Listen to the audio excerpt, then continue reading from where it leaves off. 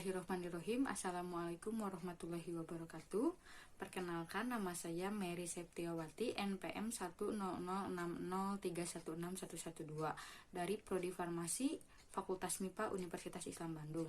Di sini saya akan memaparkan mengenai penelitian yang telah saya lakukan dengan judul Studi Literatur Aktivitas Antidiabetes Tanaman Suku Myrtaceae dengan metode induksi aloksan.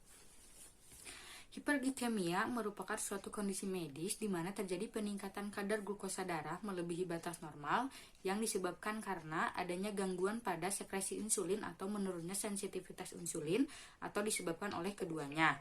Di mana jika keadaan tersebut dibiarkan secara terus-menerus akan menyebabkan terjadinya penyakit diabetes mellitus. International Diabetes Federation memprediksi adanya kenaikan jumlah penyandang DM dari 9,1 juta pada tahun 2014 menjadi 14,1 juta pada tahun 2035.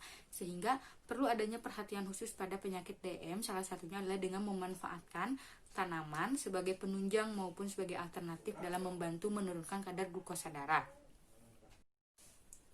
Salah satu tanaman yang dapat dimanfaatkan sebagai antidiabetes adalah dari tanaman dari suku Myrtaceae atau suku jambu-jambuan, baik berdasarkan data empiris maupun berdasarkan penelitian yang telah dilakukan.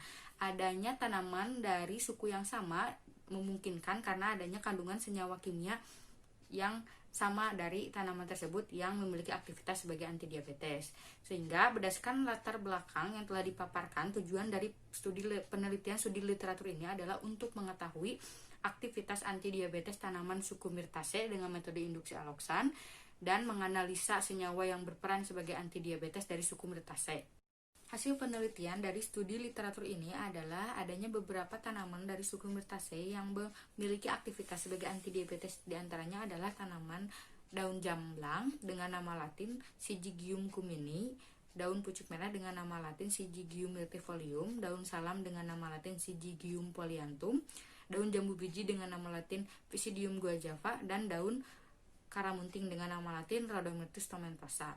Selain itu, kandungan senyawa yang diduga berperan sebagai antidiabetes ini adalah karena adanya kandungan senyawa flavonoid, fenolik, steroid, saponin, dan juga tanin. Selain itu, adanya aktivitas antioksidan dari beberapa tanaman suku Myrtaceae itu memiliki aktivitas dalam menurunkan kadar glukosa karena sifat antioksidannya.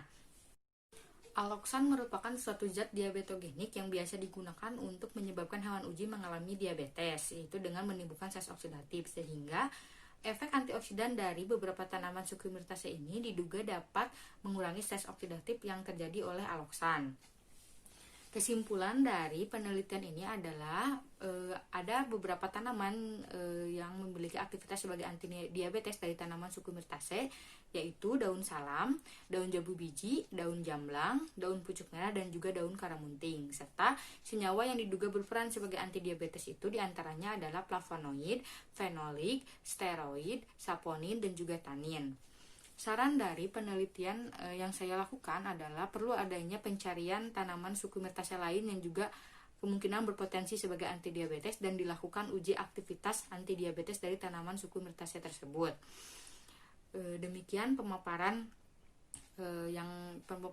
hasil penelitian saya. Mohon maaf apabila banyak kekurangan. Wassalamualaikum warahmatullahi wabarakatuh.